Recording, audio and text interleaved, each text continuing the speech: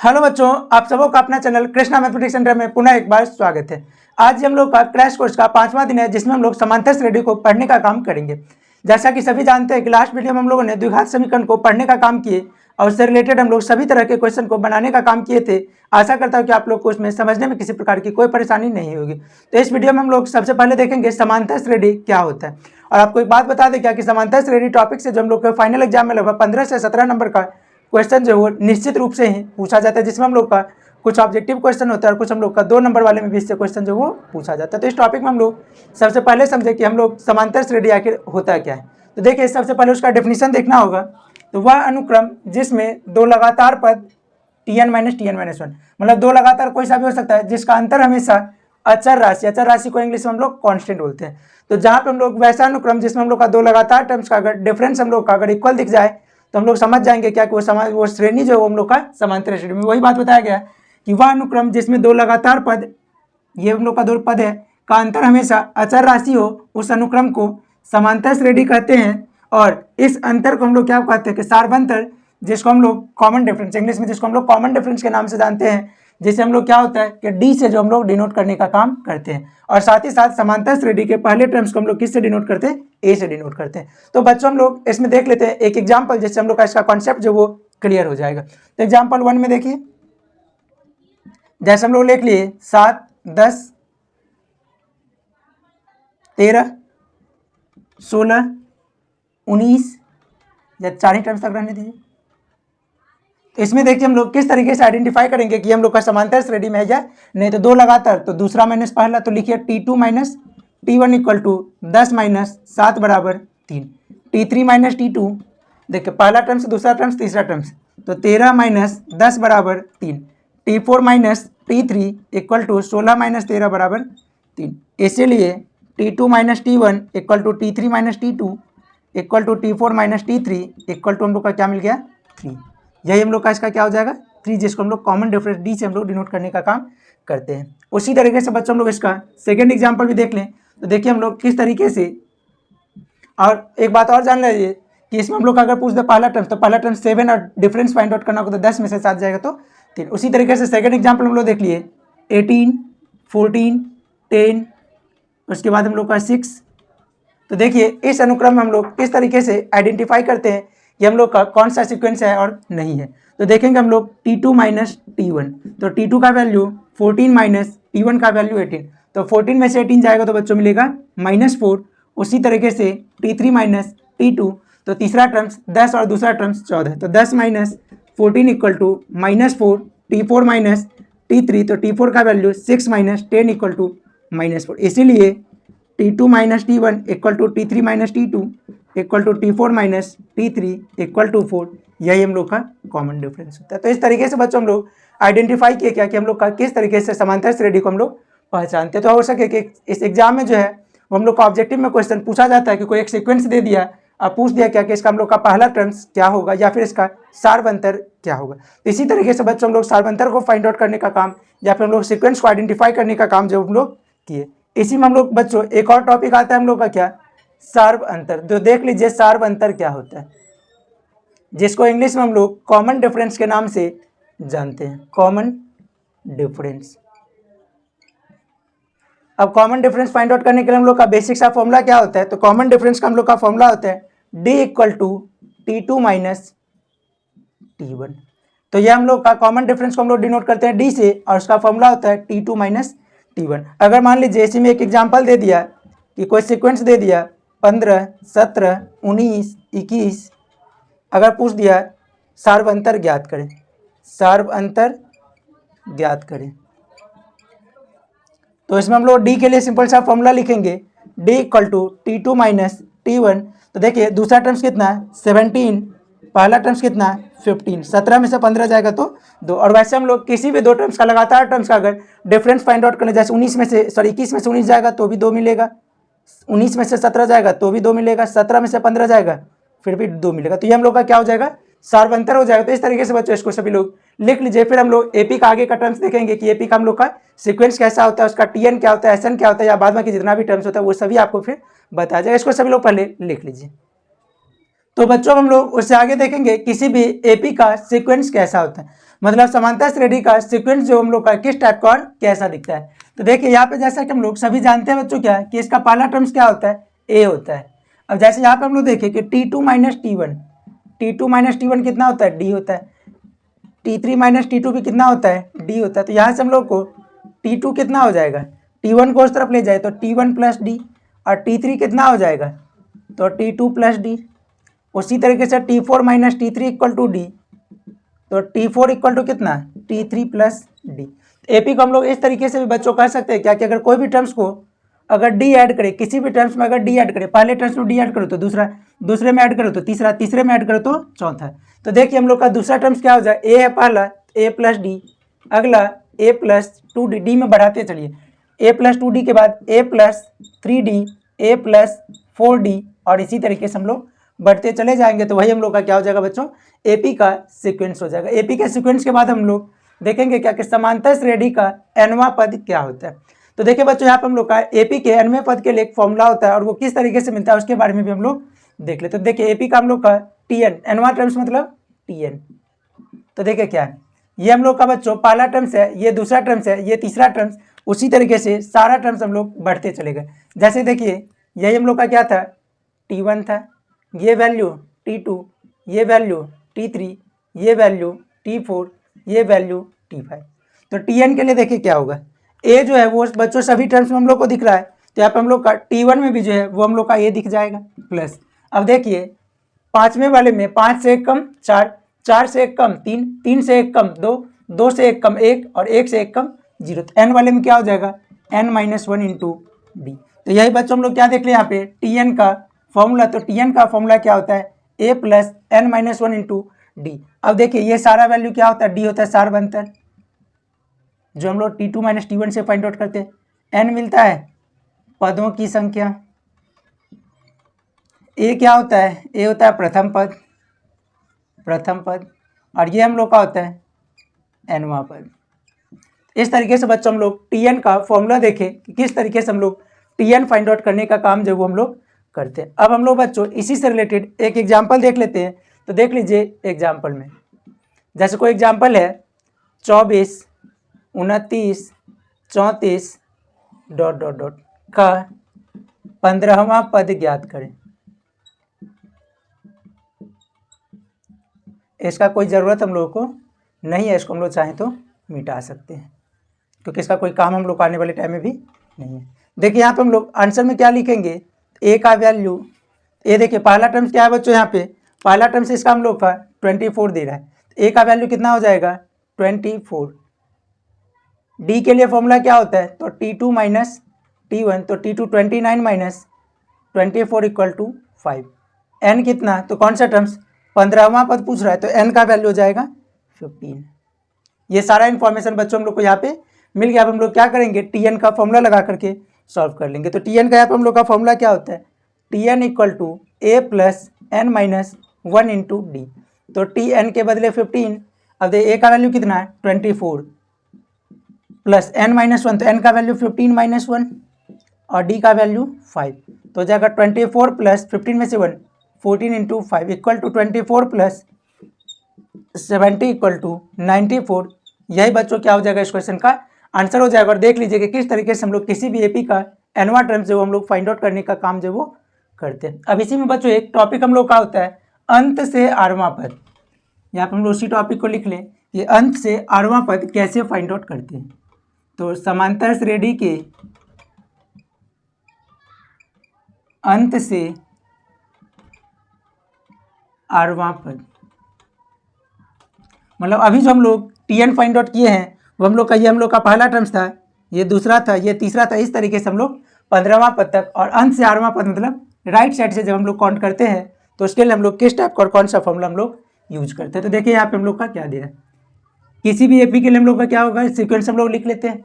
इसके लिए हम लोग का फॉर्मूला होता है अंत से 8वां पद के लिए, अंत से 8वां पद लिख लीजिए, अंत से 8वां पद L minus R minus one into D. यही हम लोग का L क्या था, अंतिम पद, L क्या था अंतिम पद,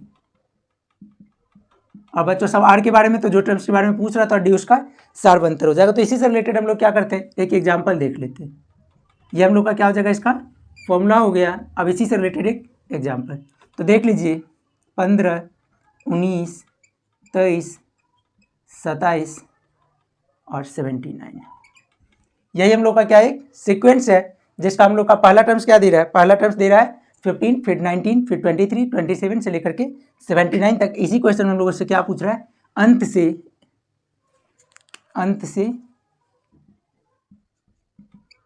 से सातवां पद ज्ञात करें। अब देखिए बच्चों, यहाँ पर हम लोग का क्या दे रहा है, तो इसमें हम लोग इन्फॉर्मेशन तो कंप्लीट हो गया। अब देखिए क्या क्या हम लोग के पास दिया हुआ है।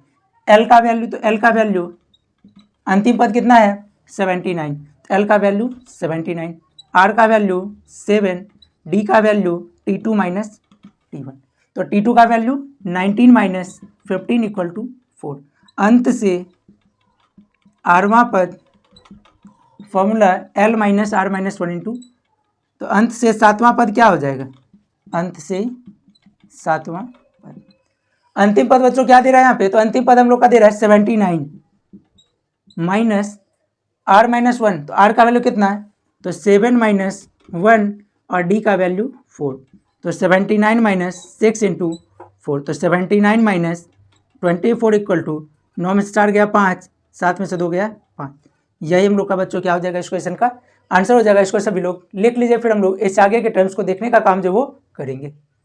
तो बच्चों हम लोग अब इसे एक आगे टॉपिक देखते हैं, जिसमें हम लोग का क्या दे रहा है, यदि ABC AP में हो, तो मतलब क्या कि तीन टर्म्स दे रहा है, ए बी और सी, तीन टर्म्स है जो कि हम लोग का क्या है AP में है। तो हम लोग देखिए कि किस तरीके से हम लोग इसको एक रिलेशन फाइंड आउट करेंगे। तो यही हम लोग का हो जाएगा T1, T2 और T3। तो देख लेंगे हम लोग क्या कि AP के लिए हम लोग का क्या था, AP के लिए तो हम लोग जानते क्या है कि T2 minus T1 equal to T3 minus T2। तो T2 का वैल्यू कितना B, T1 पहला टर्म्स कितना A equal to C minus B को उस तरफ ले जाइए, तो B plus B equal to A इधर आएगा, इक्वल टू देखिए अभी राइट साइड में B था, लेफ्ट में ले गए तो प्लस में, और दूसरे तरफ हम लोग A माइनस में था लेफ्ट में, राइट में ले जाएगा तो प्लस में A प्लस C, तो 2B equal to A plus C, B equal to A plus C by 2। यही हम लोग का बच्चों क्या हो जाएगा कि कभी भी अगर तीन टर्म्स अगर ए बी से हम लोग का AP में है, तो उस तीनों के बीच रिलेशन हम लोग का यही होता है। इसी से रिलेटेड हम लोग एक एग्जाम्पल देख लें, तो एग्जाम्पल हम लोग का क्या हो जाएगा, तो देखिए कि यदि 2n माइनस 1, 3n प्लस 1 और 3n प्लस 2 और 6n प्लस 1 AP में हो, तो n का मान बताएं। तो यही हम लोग का बच्चों एक क्वेश्चन दे रहा है, जिसके अकॉर्डिंग हम लोग क्या करेंगे कि तीन टर्म्स हम लोग का AP में दे रहा है, और आपको n का वैल्यू जो वो फाइंड आउट करना, मतलब n का क्या वैल्यू होगा जिसके लिए हम लोग का ये तीनों टर्म्स जो वो AP में होगा। तो देखते हैं बच्चों हम लोग इसको किस तरीके से सिंप्लीफाई करने का काम जो वो करते हैं। दिया है क्या, तो 2n माइनस 1, 3n प्लस 2 और 6n माइनस 1 AP में है। इसीलिए अब देखिए ये T1 ये T2, पहला टर्म्स देखे क्या है, पहला टर्म्स दूसरा टर्म्स तीसरा टर्म, तो T2 माइनस T1, तो 3n plus 2 minus 2n minus 1, तीसरा terms 6n minus 1 minus 3n plus 2।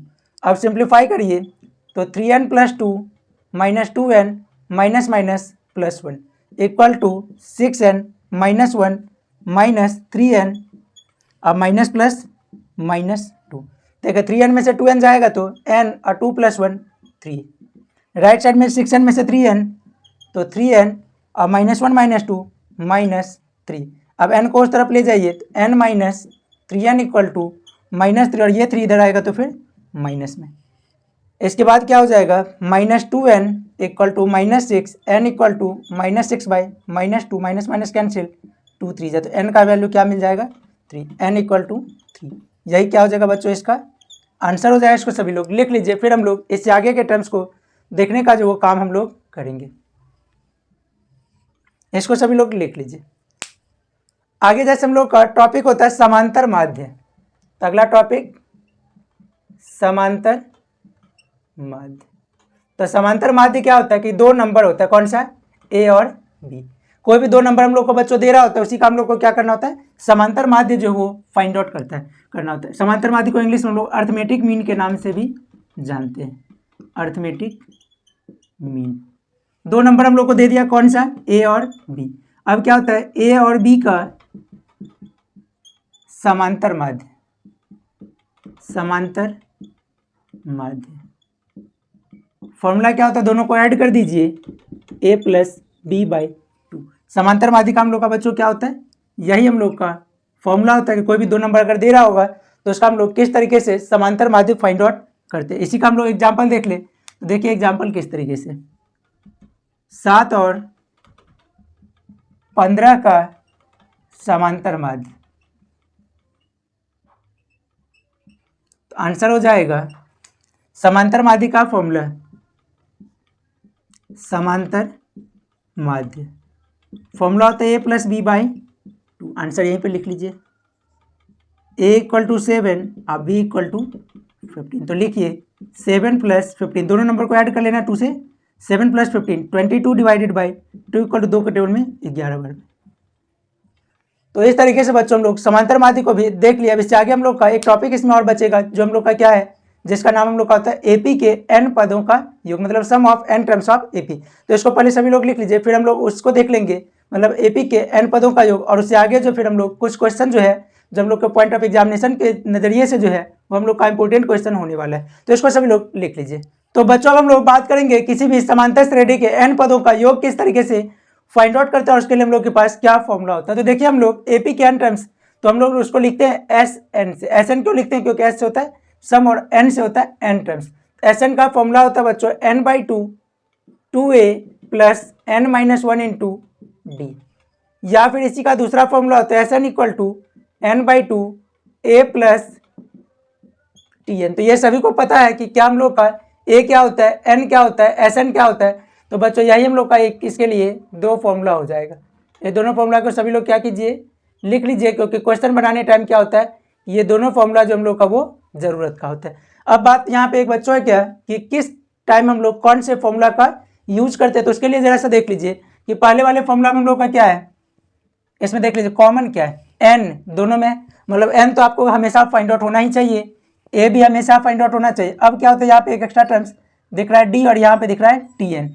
तो डी अगर दे रहा होगा तब तो पहले वाले फॉर्मूला का यूज करिएगा, अगर डी के बदले अगर ए एन और टी एन पता हो तो हम लोग दूसरे फॉर्मूला का यूज करके हम लोग किसी भी एपी का एस एन फाइंड आउट करने का काम जो हम लोग कर सकते हैं। तो इसको सभी लोग लिख लीजिए। इसी से रिलेटेड हम लोग एक एग्जाम्पल देख लेंगे अभी कि किस तरीके से हम लोग क्वेश्चन को सॉल्व करेंगे। तो एग्जाम्पल में लिख लीजिएगा 9, 17, 25 के प्रथम 12 पदों का योग ज्ञात करें।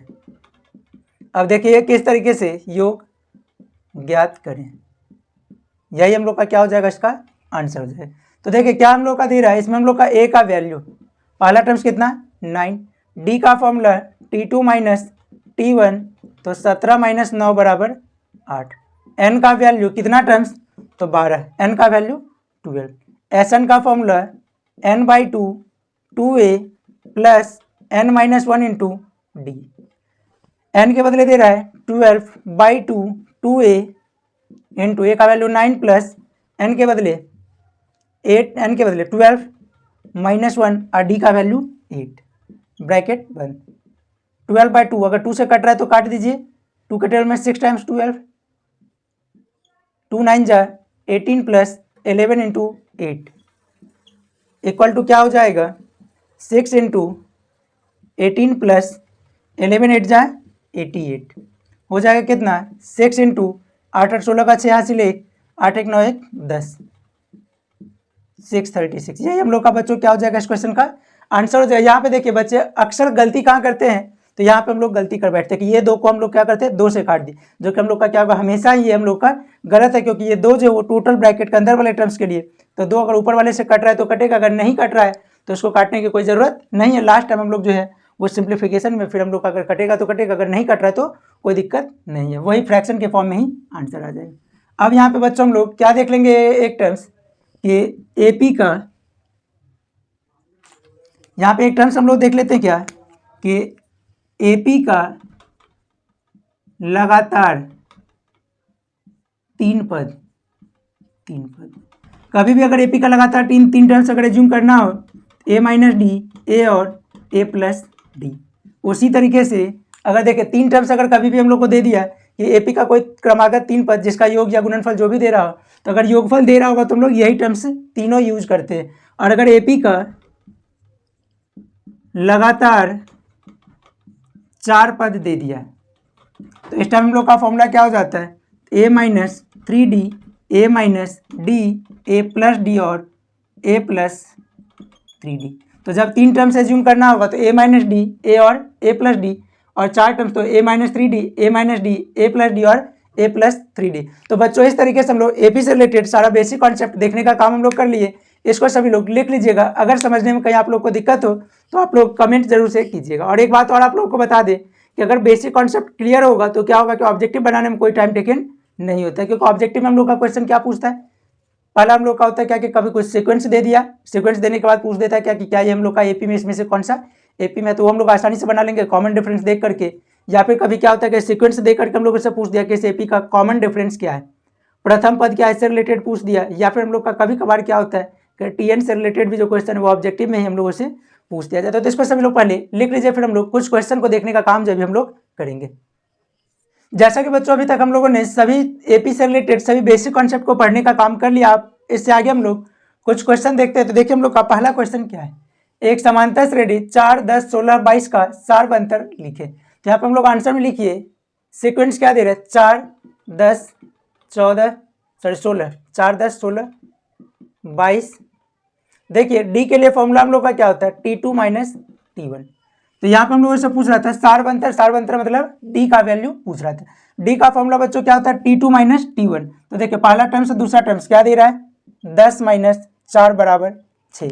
यही हम लोग का बच्चों क्या हो जाएगा इसका आंसर। वैसे हम लोग किसी भी लगातार दो टर्म्स का डिफरेंस फाइंड आउट कर ले तो हम लोग का सेम ही आएगा। जैसे 22 में से 16 जाएगा फिर भी 6, 16 में से 10 जाएगा फिर भी 6, 10 में से 4 जाएगा फिर भी 6। इस तरीके से हम लोग पहला क्वेश्चन देखिए। दूसरे क्वेश्चन में देखिए आंसर क्या होगा, सीक्वेंस क्या दे रहा है, 3, 10, 13, 23। इसका पूछ रहा है प्रथम पद। तो देखिए ए का वैल्यू कितना, ए का देखिए ए का पहला टर्म्स कितना दे रहा है 3, तो ए का वैल्यू हो जाएगा 3। अब पूछ रहा है सार्वअंतर, तो सार्वअंतर के लिए लिख लीजिए सार्वअंतर d equal to T2 minus T1। तो T2 कितना दे रहा है 13 माइनस 3 इक्वल टू 10। यही हम लोग का क्या हो जाएगा इसका आंसर, एक आंसर ये और दूसरा आंसर ये। इस तरीके से बच्चों हम लोग किसी भी एपी के लिए पहला टर्म्स और डी का वैल्यू जब हम लोग फाइंड आउट करते हैं। इसी से रिलेटेड हम लोग एक और क्वेश्चन देखिए अभी तो हम लोग का ये बेसिक क्वेश्चन था, इससे थोड़ा सा आगे क्या दे रहा है इसके आंसर में देखिए। समांतर श्रेणी 2, 7, 12 का 10वां पद पूछ रहा है। तो देखिए सीक्वेंस हम लोग का क्या दे रहा है, 2, 7, 12 से बढ़ते चले जाना है। ए का वैल्यू कितना 2, डी का फॉर्मूला T2 माइनस T1, तो 7 माइनस 2 इक्वल टू 5। एन कौन सा टर्म्स 10वां पद, तो एन का वैल्यू 10। Tn का formula A plus N minus 1 into D. बच्चों सभी को याद होगा कि एपी का हम लोग एनवा टर्म्स के लिए फॉर्मूला क्या यूज करते हैं, तो Tn के लिए फॉर्मूला होता है A plus N minus 1 into D. अब वैल्यू पुट करिए, ए का वैल्यू 2 प्लस है तो प्लस, एन का वैल्यू 10 माइनस 1 और डी का वैल्यू 5, तो हो जाएगा 2 प्लस 9 इंटू 5। अब बच्चों सभी लोग बोर्ड मास तो बचपन में पढ़े होंगे, BODMAS B for bracket, O for of, D for divide, M for multiply. तो ये इसका तो कोई जरूरत नहीं, एम से मल्टीप्लाई, एड ऑन, सब्ट्रैक्ट। तो पहला काम मल्टीप्लाई का, तो 2 प्लस 9 5 जाए 45। कुछ बच्चे क्या करते हैं यहाँ पे देखिए 2 और 9 को जोड़ करके 11 बनाते हैं, जो कि हम लोग का क्या होगा गलत होगा। पहले मल्टीप्लाई फिर ऐड, तो 9 पंचे 45 अब प्लस में 2, तो 2 में 45 को जोड़िएगा तो बच्चों क्या हो जाएगा 47। यही क्या हो जाएगा इस क्वेश्चन का आंसर हो जाएगा। तो इस तरीके से बच्चों हम लोग क्वेश्चन नंबर 1, 2 और 3 देखने का काम किए। इसको सभी लोग लिख लीजिए, फिर हम लोग अगला क्वेश्चन देखेंगे।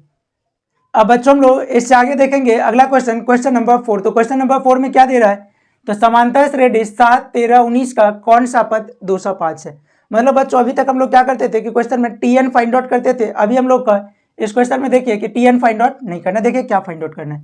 तो लिखिए आंसर, समांतर श्रेणी क्या दे रहा है 7, 13, 19। तो देखिए इन्फॉर्मेशन क्या दे रहा है, ए का वैल्यू पहला टर्म्स 7, डी के लिए बच्चों फॉर्मूला क्या होता है, तो T2 माइनस T1, T2 कितना 13 माइनस 7 बराबर 6। पूछ रहा है क्या कि कौन सा पद 205 है। तो कौन सा पद का मतलब माना Tn बराबर 205, मतलब मान लिया क्या बच्चों क्वेश्चन में कि इसका nवां पद जो होगा वो हम लोग का 205 होगा। अब देखते हैं हम लोग इससे आगे क्या करते हैं फिर इस क्वेश्चन में। लिखिए Tn का formula, Tn equal to A plus N minus one into D.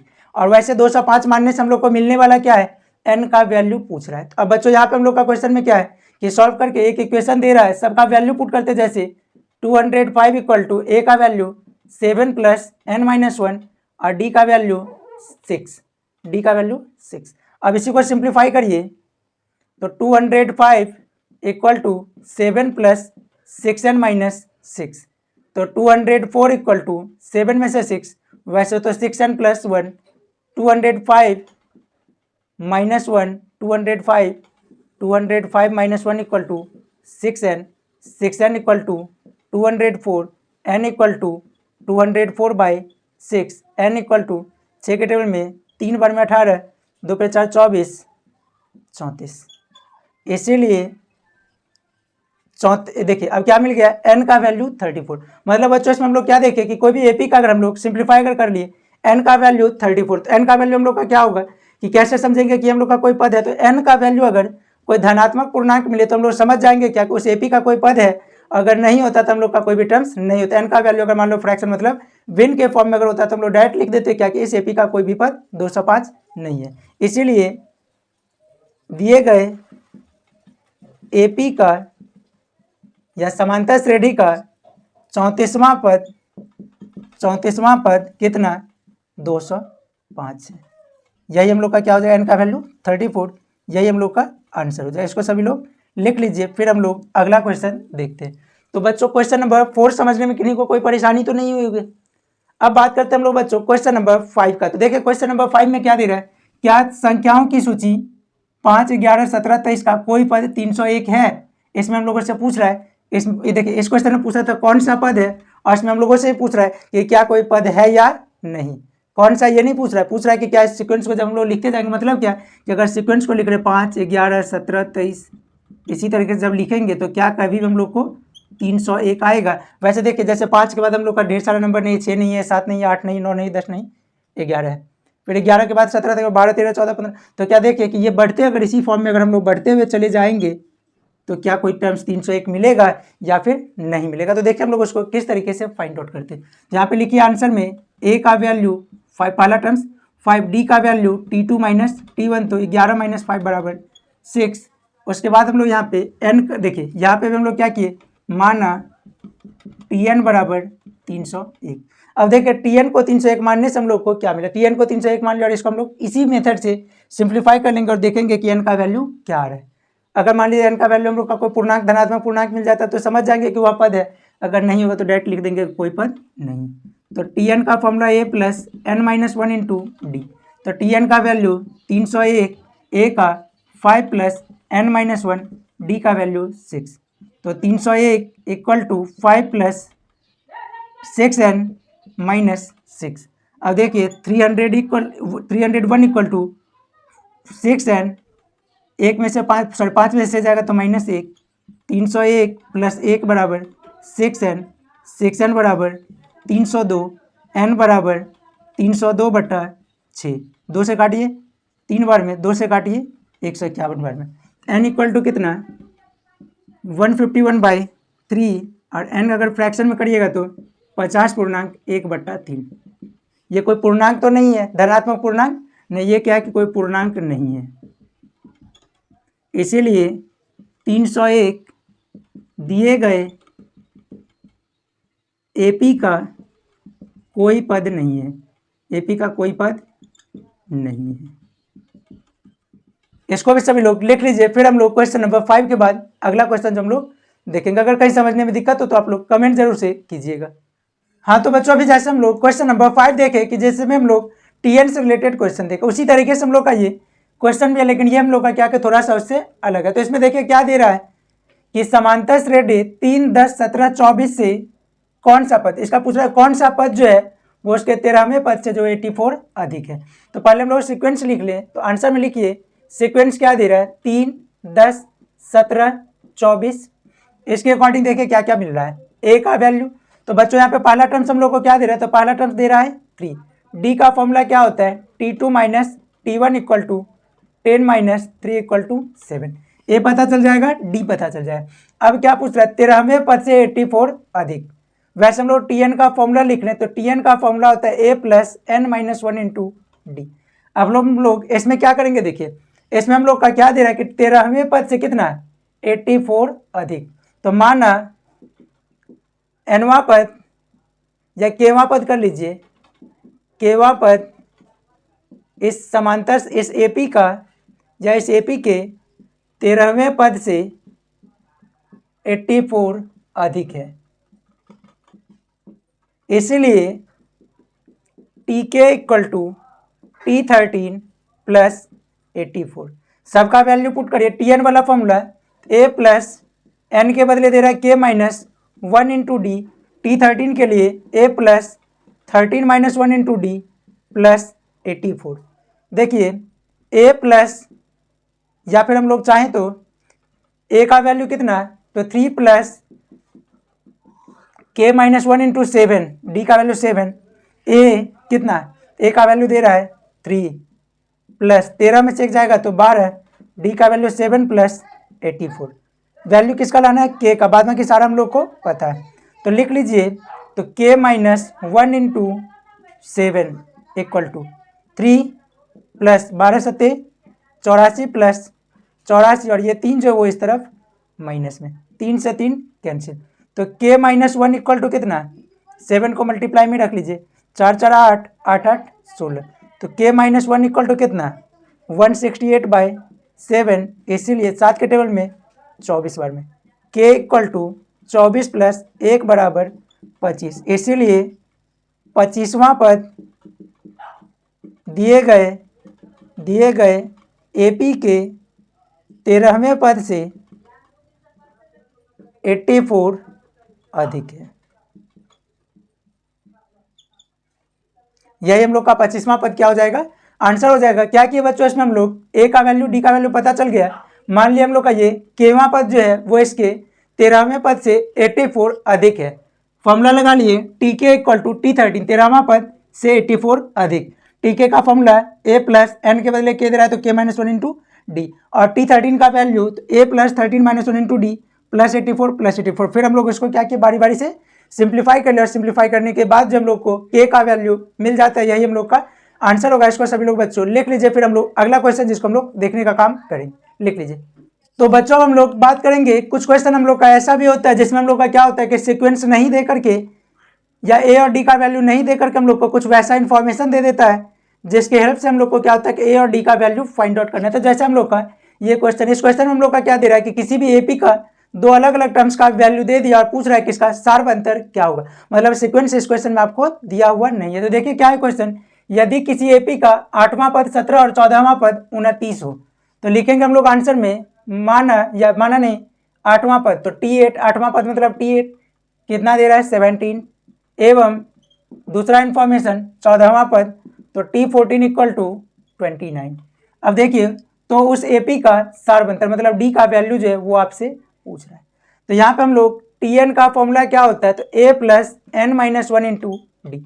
अब आपके मन में बच्चों एक क्वेश्चन आ सकता है कि यहाँ पे हम लोग Tn का फॉर्मूला क्यों लिखे, क्योंकि दो इन्फॉर्मेशन तो हम लोग को दे रहा है। तो देखिए Tn का इन्फॉर्मेशन जब हम लोग Tn का फॉर्मूला लिखेंगे तो जिससे हम लोग का क्या होगा, a और d के फॉर्म में हम लोग को दो समीकरण मिलता है, और उसी दोनों समीकरण को सॉल्व करके जो है बच्चों हम लोग ए और डी का वैल्यू फाइंड आउट करते। तो वैसे इस क्वेश्चन में हम लोग को डी का वैल्यू पूछ रहा है। तो देखिए हम लोग क्या करेंगे, दिया है कितना T8 इक्वल टू 17, T8 के लिए a प्लस एन माइनस 1, तो n के बदले क्या दे रहा है 8 minus 1 into D equal to 17, a plus 8 में से एक जाएगा तो 7d इक्वल टू 17, एवं दूसरा इन्फॉर्मेशन T14 इक्वल टू 29। अब देखिए T14 के लिए हम लोग क्या करेंगे, तो T14 के लिए a plus 14 minus 1 into D equal to 29, a plus 13d equal to 29। ये हो जाएगा समीकरण 2।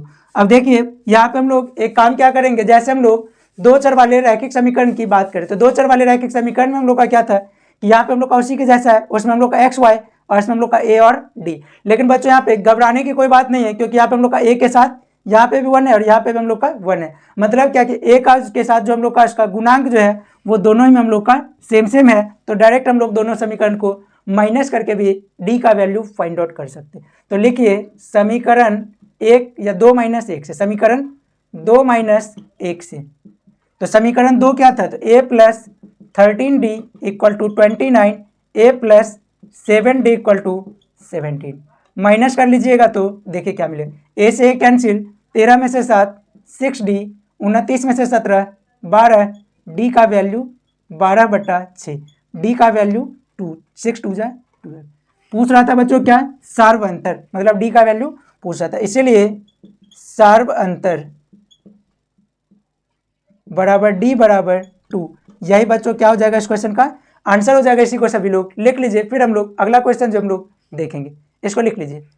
तो बच्चों जैसा कि अभी हम लोग क्वेश्चन नंबर 7 देखें कि किसी भी एपी में अगर हम लोग को दो टर्म्स का इन्फॉर्मेशन दे रहा होता है, उसके हेल्प से हम लोग ए और डी का वैल्यू किस तरीके से फाइंड आउट करते हैं। तो उसी तरीके से हम लोग का अगला क्वेश्चन भी है, जिसमें हम लोग का क्या दे रहा है, यदि किसी एपी का तीसरा और 9वां पद क्रमशः 4 और -8 हो तो इस एपी का कौन सा पद शून्य होगा।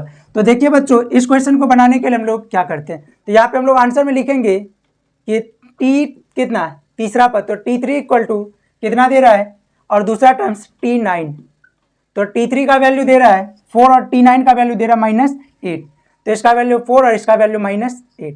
अब देखिए बच्चों यहाँ पे क्या हो जाएगा कि हम लोग tn का फॉर्मूला लिखते हैं, तो tn का फॉर्मूला क्या होता है, तो tn = a + n - 1 × d। अब देखिए tn के लिए, तो t3 का वैल्यू दे रहा है कितना, तो 4, t3 का वैल्यू दे रहा है 4। अब क्या कीजिए, t4 के लिए फॉर्मूला a + 3 - 1, a +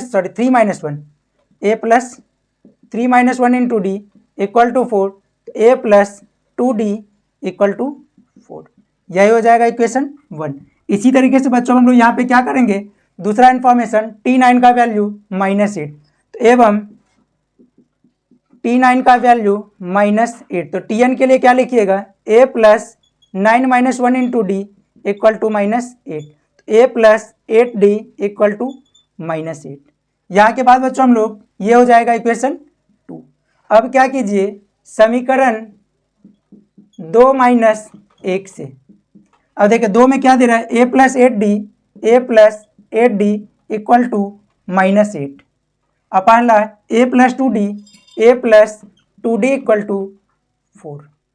सब्ट्रैक्ट कर लीजिए, ये दोनों हम लोग का कैंसिल, प्लस में था तो माइनस, प्लस में था तो माइनस, प्लस में था तो माइनस, ए से ए कट जाएगा, 8d में से 2d जाएगा तो बचेगा 6d और = -8 - 4 -12, d = -12, और ये 6 जो मल्टीप्लाई में था दूसरे तरफ आएगा तो डिवाइड में, तो d का वैल्यू 6 के टेबल में 2 बार में तो -2। अब लिखिए समीकरण 1 में d का मान रखने पर, एक क्या था समीकरण, a + 2d, तो लिखिए a + 2 × d का वैल्यू -2 = 4, a - 4, तो a = 4 + 4, a = 8। यही हम लोग का क्या हो गया बच्चों, d का वैल्यू और a का वैल्यू, a का वैल्यू कितना मिल जाता है 8 और d का वैल्यू मिल गया -2। अब क्वेश्चन में हम लोग से देखिए, पिछले क्वेश्चन में तो सिर्फ d का वैल्यू पूछ रहा था, मतलब सार्व अंतर पूछ रहा था, तो हम लोग डायरेक्ट ही फाइंड आउट कर लिए, लेकिन इस क्वेश्चन में हम लोगों से पूछ रहा है इस एपी का कौन सा पद शून्य होगा। यहाँ पे हम लोग लिख लेंगे, फिर माना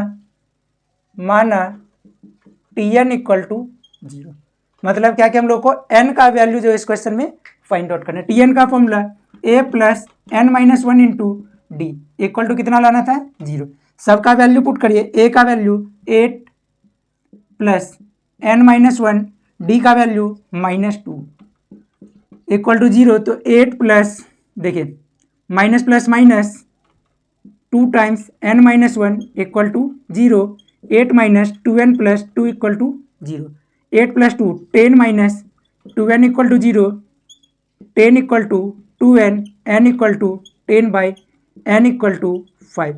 यही हम लोग का क्या हो जाएगा बच्चों, इस क्वेश्चन का आंसर हो जाएगा। इसको सभी लोग लिख लीजिए, अगर समझने में कहीं दिक्कत हो तो आप लोग कमेंट जरूर से कीजिएगा, लिख लीजिए इसको सभी लोग।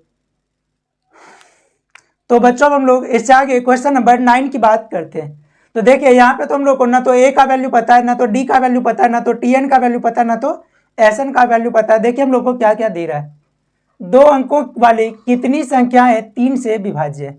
इंफॉर्मेशन बस इतना ही दे रहा है कि 2 अंकों की कितनी संख्याएं जो वो हम लोग का 3 से विभाज्य है।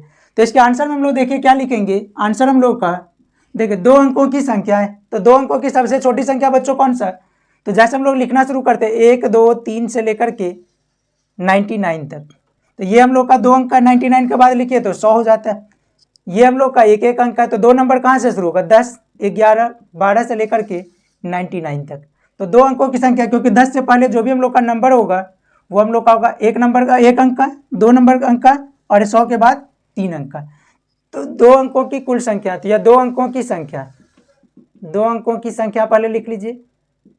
तो 10 11 12 13 14 से लेकर के 99 तक। अब देखिए इसमें से हम लोग का पहला कौन सा नंबर होगा जो 3 से कटने वाला होगा, a इक्वल टू, देखिए पहला नंबर तो हम लोग का 10 है, तो 10 में 3 से डिवाइड करिए तो हम लोग का कुछ रिमाइंडर बच जाता है। 3 बार में 9, 2 रिमाइंडर बच गया, सॉरी 1 रिमाइंडर बच गया। तो हम लोग का पहला नंबर कौन सा 12 जो होगा वो हम लोग का 3 के टेबल में आता है, तो पहला टर्म्स हो जाएगा 12। और बच्चों यहाँ पे पूछ रहा है कि 3 से के टेबल का, तो 3 के टेबल का, तो ये हम लोग अगर सीक्वेंस की बात करें तो हम लोग का 3 से विभाजित 2 अंकों की संख्या, अब 2 अंकों की संख्या है, 2 अंकों की संख्या है। तो देखिए कौन कौन सा होगा, तो पहला नंबर 12, फिर 15, फिर 18 और 99 लास्ट नंबर जो वो 3 से जब डिवाइड करिएगा तो 3 बार में 9 कट गया, 9 फिर 3 बार में 9 कट गया, तो लास्ट नंबर हम लोग का हो जाएगा 99। यहाँ तक तो किसी को दिक्कत नहीं होना चाहिए। अब देखिए a का वैल्यू 12, d का वैल्यू t2 माइनस t1, तो 15 माइनस 12 बराबर 3। अब माना tn इक्वल टू 99, तो tn का formula a plus N minus 1 into D. tn कितना 99 इक्वल टू a का value 12 plus N minus 1, D का value 3। 99 minus 12 equal to N minus 1 into, minus करिए 87 एन माइनस 1 इंटू 3, क्या हो जाएगा n minus 1 into 3, या एक step n minus 1 into 3 equal to 87, n minus 1 कितना 87 दूसरे तरफ, और ये 3 जो मल्टीप्लाई में डिवाइड में 3 के टेबल में 29, n minus 1 equal to n equal to 29 plus 1, n equal to 30। इसीलिए 30 संख्या 2 अंकों की कुल, या इस तरीके से लिखिए, इसीलिए 2 अंकों की कुल 30 संख्याएं 3 से विभाज्य है। यही हम लोग का बच्चों क्या हो जाएगा, इस क्वेश्चन का आंसर हो जाएगा। इसको सभी लोग लिख लीजिए, अगर समझने में कहीं दिक्कत हो तो आप लोग कमेंट जरूर से कीजिएगा। अब बच्चों हम लोग क्वेश्चन नंबर 10, जो कि एक बहुत प्यारा सा क्वेश्चन है, क्या दे रहा है कि 6 से विभाज्य प्रथम 40 पूर्णांकों धन पूर्णांकों का योगफल ज्ञात करें। तो देखिए 6 से विभाज्य प्रथम 40, तो 6 का टेबल लिख लीजिए, 6 12 18 24 से लेकर के 40, n का वैल्यू 40। देखिए इसको सॉल्व करने के लिए हम लोग किस मेथड का यूज करते हैं, तो इसको सॉल्व करने के लिए हम लोग के पास मेथड जो है वो हम लोग का सारा इन्फॉर्मेशन, अगर ध्यानपूर्वक इस क्वेश्चन को आप देखते हैं तो क्या होगा कि ए और डी सभी का वैल्यू आपको इसी क्वेश्चन में दिया हुआ है। तो लिखेंगे हम लोग आंसर, देखिए ए का वैल्यू पहला नंबर 6 और डी का वैल्यू, यदि बच्चों 6 के टेबल का सारा नंबर है तो डिफरेंस 6 6 का होता है, तो डी अगर लिखना है तो 12 माइनस 6 इक्वल टू 6 डायरेक्ट भी लिख सकते थे, या फिर हम लोग इस तरीके से भी। और एन का वैल्यू 40, क्वेश्चन में क्या बोल रहा है, प्रथम 40 धन पूर्णांकों का योगफल। एन का वैल्यू बच्चों यहाँ पे क्या दे रहा है 40, क्योंकि हम लोग का टोटल 40 नंबर का सम फाइंड आउट करना है। तो देखिए क्या पूछ रहा है, योगफल मतलब एस एन पूछ रहा है। तो एस एन का फॉर्मूला बच्चों n/2 2a plus n minus 1 into D. अब देखिए किस तरीके से एस एन फाइंड आउट करना है, या एस एन के बदले 40 फाइंड आउट करना है। तो 40/2 2a, 2 इंटू ए का value 6 plus 40 minus 1 into D का वैल्यू भी 6, तो कितना हो जाएगा, 2 कटर में काटिए 20 बार में, 2 को इस 2 से कभी नहीं काटना, क्योंकि ये 2 सारे नंबर के लिए, ब्रैकेट के सभी नंबर के लिए। यहाँ पे कितना 6 दूना 12, 40 में से 1 39 गुना 6, तो हो जाएगा 20, 12 प्लस 9 छक्के 54 का 4 हासिल 5, 3 छक्के 18 5 23, 20 गुना 2 4 6 23 1 24, 0 2 छक्के 12 का 2 हासिल 1, 24 दूना 48 1 49। यही क्या हो जाएगा बच्चों इस क्वेश्चन का आंसर हो जाएगा। और ये क्वेश्चन जो हम लोग का बहुत ही आसान सा क्वेश्चन था, इसको समझने में किन्हीं को किसी प्रकार की कोई दिक्कत नहीं होनी चाहिए। इसको सभी लोग लिख लीजिए, फिर अगला क्वेश्चन हम लोग देखेंगे। तो बच्चों हम लोग इसी तरीके से एक नया क्वेश्चन लेके आए हैं, जिसमें देखिए क्या दे रहा है, एक एपी में a बराबर 5, d बराबर 3, an इक्वल टू 50, तो n और sn का वैल्यू पूछ रहा है। यहाँ पे देखिए हम लोग आंसर में हम लोग के पास क्या क्या इन्फॉर्मेशन दे रहा है, a का वैल्यू दे रहा है 5, d का वैल्यू दे रहा है 3 और an मतलब tn होता है, an का वैल्यू कितना होता है 50। an को हम लोग क्या होता है कि tn के नाम से जानते हैं, तो जो फॉर्मूला हम लोग का an के लिए लगेगा वही फॉर्मूला बच्चों हम लोग का tn के लिए भी यहाँ पे लगने वाला है। इस क्वेश्चन में हम लोग को n भी पूछ रहा है और sn भी पूछा है, तो सबसे पहला काम बच्चों n का वैल्यू फाइंड आउट करना है। an के लिए formula a plus n minus 1 into D. an का वैल्यू 50, देखिए इसमें हम लोग का लगभग डी का सॉरी n के अलावा सारा इन्फॉर्मेशन पता है, an पता है, a पता है, d पता है, तो 50 equal to 5 plus n minus 1, D का वैल्यू 3, तो 50 minus 5 equal to 3 times n minus 1, 45/3 equal to n minus 1, n minus 1 3 के टेबल में 15 बार में 15, n equal to 15 plus 1, n equal to 16। तो देखिए बच्चों हम लोग का n का वैल्यू जो वो मिल गया। अब हम लोग इससे आगे sn फाइंड आउट करने का काम जो वो करते हैं। तो देखिए sn किस तरीके से, अब n तो मिल ही गया, sn का फॉर्मूला n/2।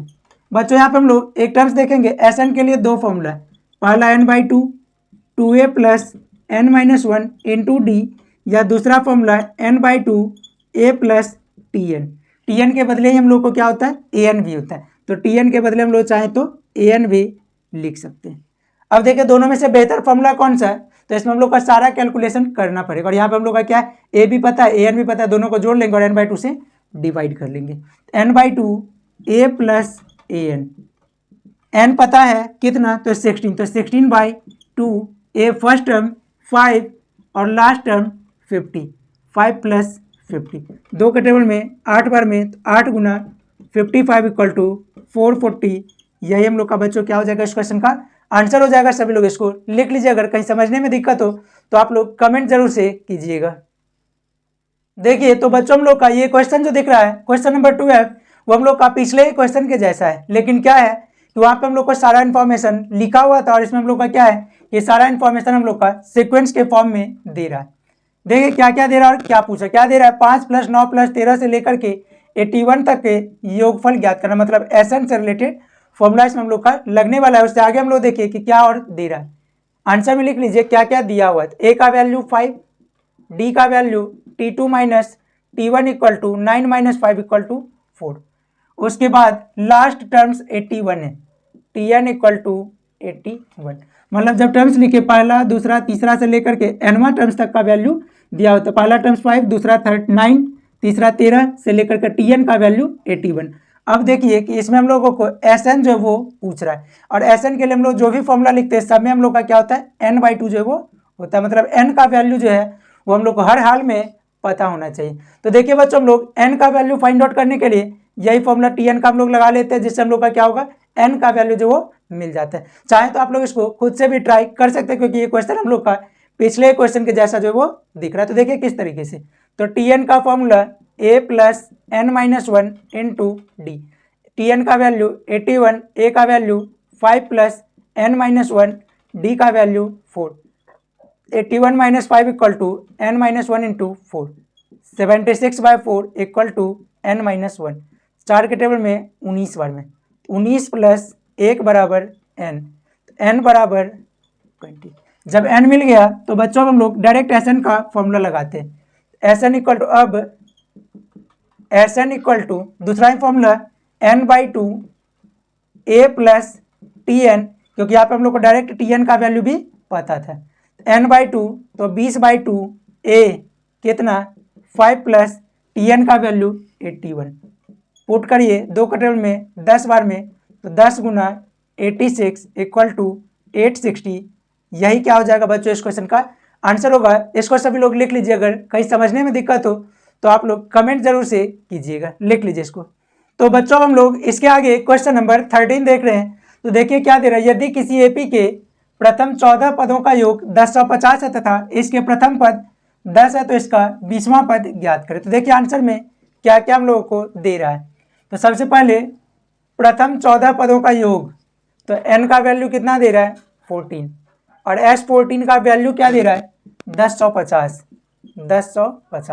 प्रथम पद 10, a का वैल्यू 10, T20 पूछ रहा है, T20 पूछ रहा है। अब देखिए सारा इन्फॉर्मेशन हम लोग का कंप्लीट हो गया। SN दे रहा है तो SN वाला ही फॉर्मूला लिखिए। SN का formula n/2 2a plus n-1 into D.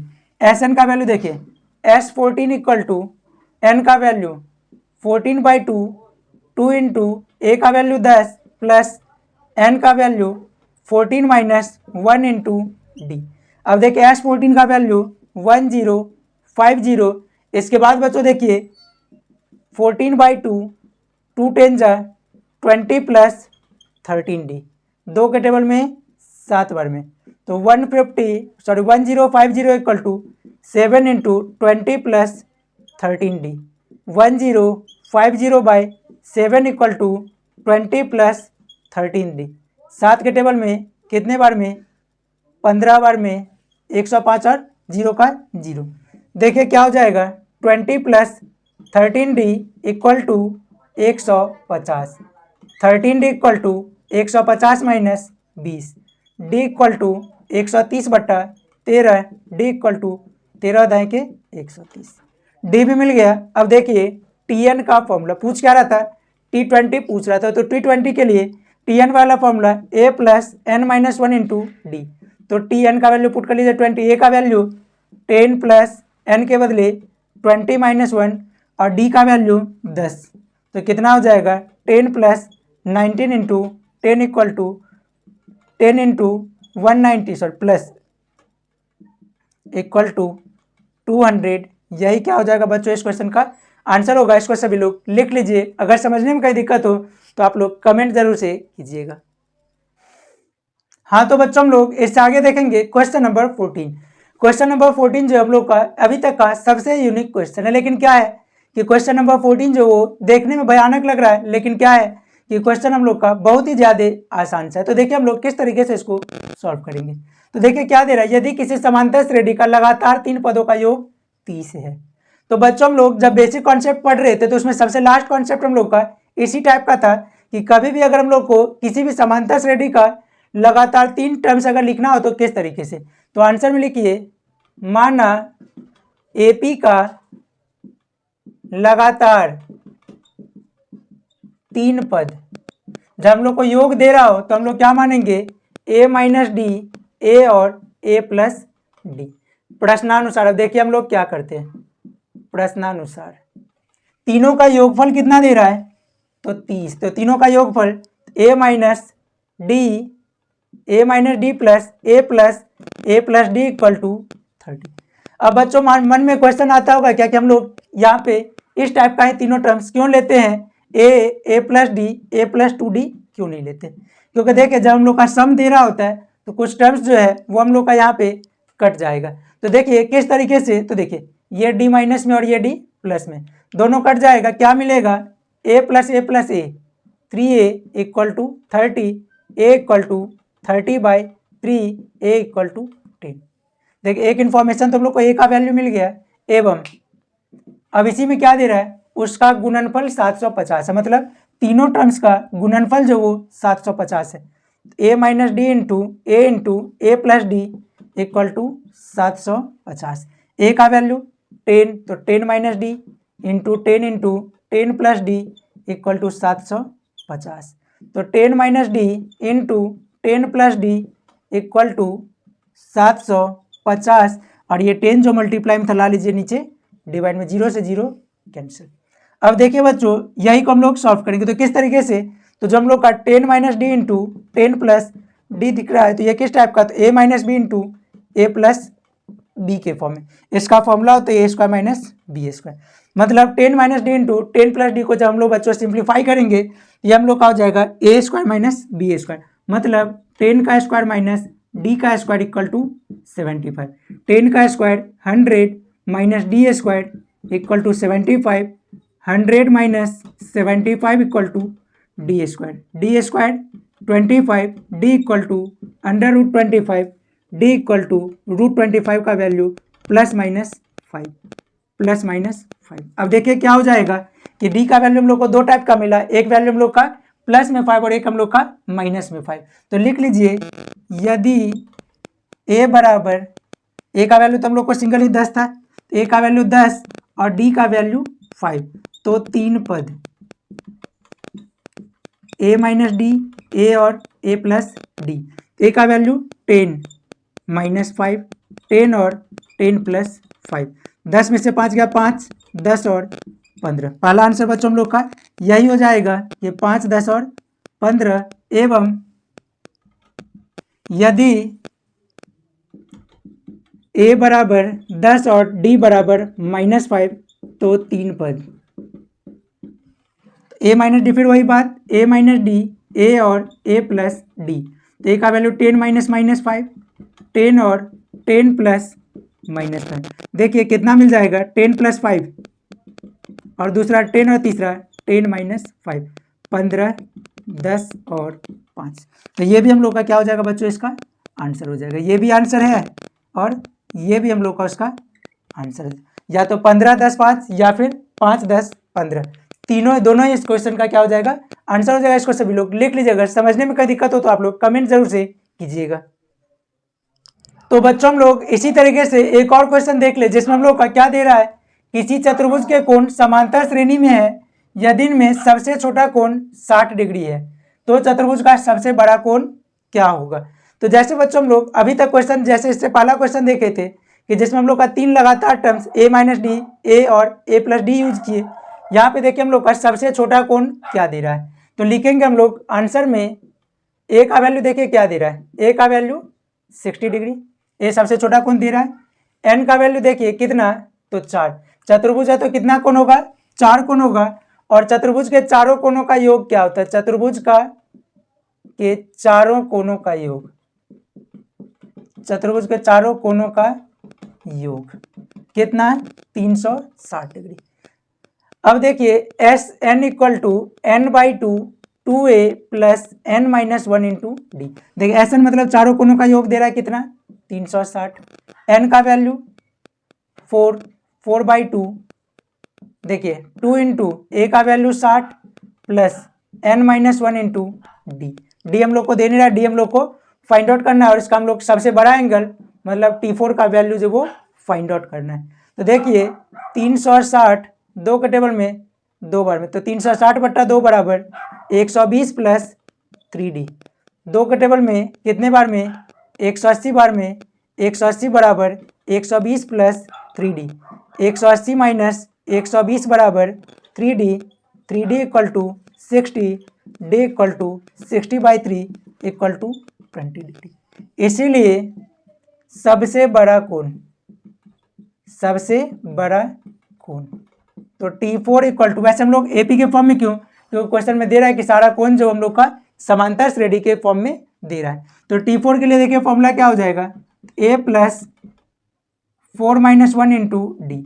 A का वैल्यू 60 प्लस 4 माइनस 1 3 इंटू 20, तो 60 प्लस 60 इक्वल टू 120 डिग्री।